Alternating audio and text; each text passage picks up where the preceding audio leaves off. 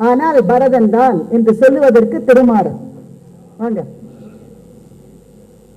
வருகை தந்திருக்கின்ற கம்பன் கழக பெரியவர்களே,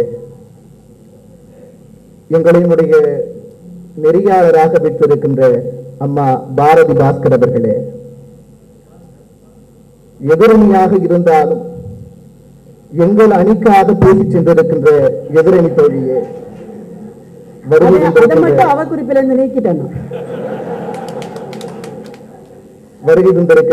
பெரியவர்களே, உங்கள் அனைவருக்கும் என்னுடைய முதன்மை வணக்கங்களை தெரிவித்துக் கொள்கிறேன். இன்றைய இளைஞர்கள் பெரிதும் பின்பற்ற வேண்டிய பண்புகளை தன்னகத்தே கொண்ட பாத்திரம் பரதனா, அங்கதனா அல்லது வீடனா என்ற ஒரு கேள்வியானது இங்கே எழுப்பப்பட்டிருக்கிறது.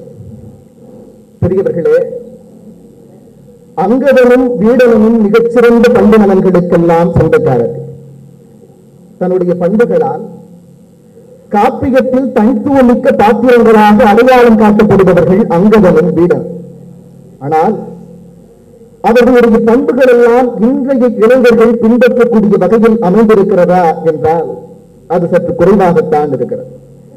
ஆனால் இன்றைய இளைஞர்களும் பின்பற்றக்கூடிய வகையில் காப்பியத்திலே ஒரு பாத்திரமானது படைக்கப்படுகிறது என்றால் அது பரதனுடைய பாத்திரமாகத்தான் இருக்க முடியும்.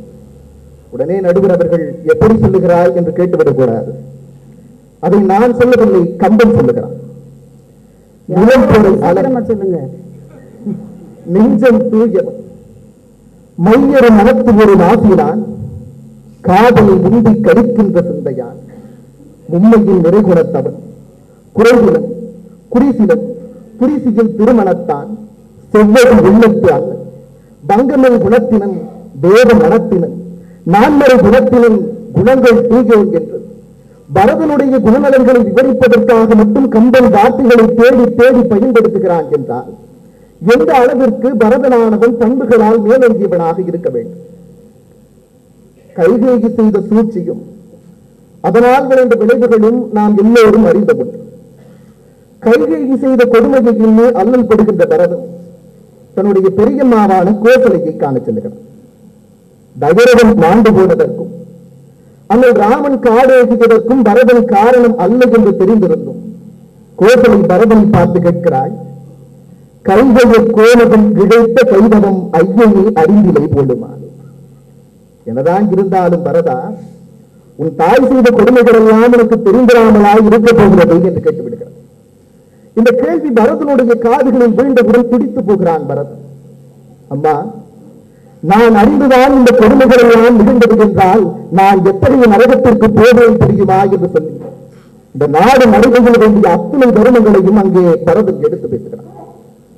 அறம் கெட முயன்றவன், அருளில் நெஞ்சினன், புறங்கெட நின்றவன் புறவை சீரினோன், மரம் கொடு மண்ணையை கொன்று வாழ்ந்தவன், துறந்த மாதவர்க்கு அருந்துகிறம் சூழ்ந்துள்ளோன், அறம் கெட்டுப்போக முயல்பவன், அருளில்லாத நெஞ்சமுடையவன், பிறரிடம் காரணமின்றி கோபப்படுபவன், மண்ணுயிருக்கு தீங்கிழைத்து வாழ்ந்தவன், துறவு வாழ்க்கை மேற்கொண்டோருக்கு துன்ப பிழைப்பவன், பெற்ற தாய்க்கு உணவளிக்காதவன், தலைவனை காட்டிக் கொடுத்தவன், நண்பனை நம்பியவனை கைவிட்டவன், பிறன் மனைவி மீது ஆசைப்பட்டவன் ஆசைப்படி நிற்பவன், தன்னுடைய மக்களை காட்டிக் கொடுத்து காத்துக் கொண்டவன், மது இருந்தவன், கல் உண்டவன், பெரியோரை மதியாதவன், பாலால் கொலை செய்தவன், பெண்டூரை மதியாதவன், இவனெல்லாம் எந்த நரகத்தில் போய் வீழ்வானோ அந்த நரகத்தில் நான் போய் வீழ்வேன் என்று சொல்லுவேன். இன்றைக்கு அந்த நரகத்தில் தான் நாம் எல்லாம் வாழ்ந்து கொண்டிருக்கோம். இத்தகைய அத்துணை தீய பண்புகளும் இன்றைக்கு என்னுடைய இளைஞர்களை வட்டமிட்டுக் கொண்டிருக்கிறது. ஆனால் அத்துணை தீய பண்புகளிலிருந்தும் தன்னை விலக்கிக் கொண்டவனாக, பண்புகளால் மேலோங்கியவனாக இங்கே பரதன் காட்சியளிக்கிறான்.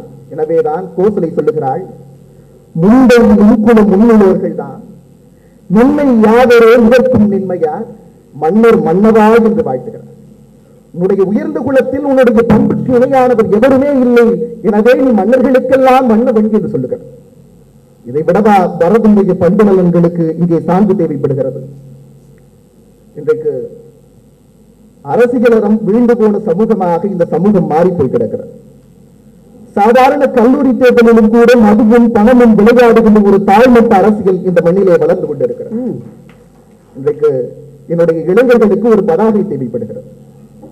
அந்த பதாகையிலே அவர்களுடைய படம் தேவைப்படுகிறது.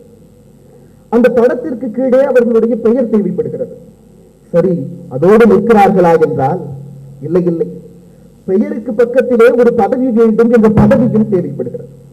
அந்த பதவியை எவ்வாறு பெற வேண்டும், எதை செய்தாவது பெற வேண்டும், இதுதான் இன்றைக்கு என்னுடைய இளைஞர்களுக்கு இருக்கக்கூடிய அரசியல் பணி.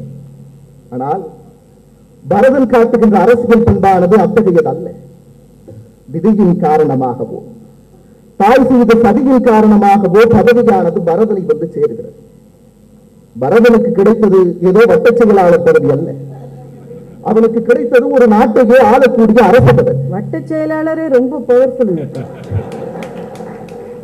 ஆனால் அது தனக்குரிய பணி அல்ல என்ற பொழுது, தனக்குரிய பதவி அல்ல என்ற பொழுது அந்த பதவியையே தூக்கி எறிகிறான் பரதன். வசித்தன் சொல்லுகிறான், உண்டையோ பிறந்தவன் உண்ணும் நீத்தனம் வந்ததும் அன்னைத்தன் வரத்தால் மைந்த நீ அந்த மணி பேரரசு அரிசி அது சிந்தை எமக்கு என்று சொல்லுகிறான். உன் தந்தையோ இறந்து போனான், உன் அண்ணனோ காடு நோக்கி சென்றான், அன்னையினோடு வரத்தால் இந்த பதவி உன்னை வந்து சேர்ந்திருக்கிறது, நீ ஆட்சியை ஏற்றுக்கொள் என்கிறான். நானாக இருந்தால் ஏற்றுக்கொண்டிருப்போம்.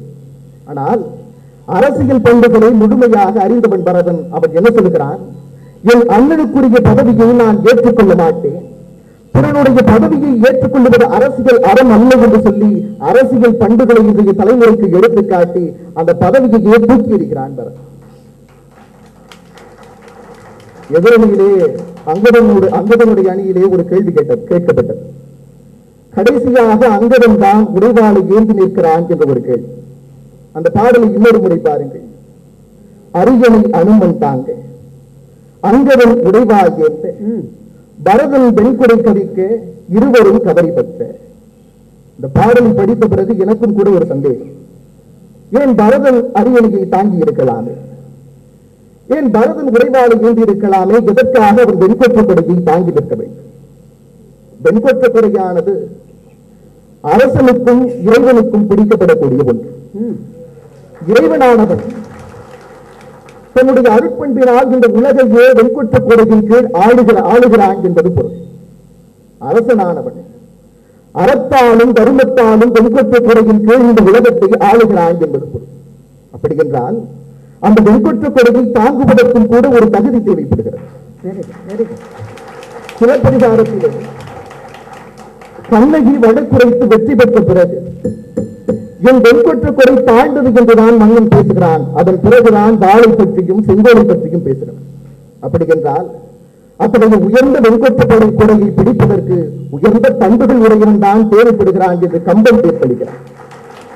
எனவே அரசியல் பண்பு மிக்கவனாக, சமூக தீமைகளெல்லாம் கலந்தவனாக, தியாக மனப்பான்மை கொண்டவனாக, கடமை உணர்வு உள்ளவனாக இன்றைய சமூகத்தில் இளைஞர்கள் பின்பற்ற வேண்டிய அத்துணை குணங்களையும் தனக்குள் அடக்கியவனாக இங்கே பரதன் காட்சியளிக்கிறான் என்று சொல்லி விடைபெறுகிறேன். நன்றி, வணக்கம்.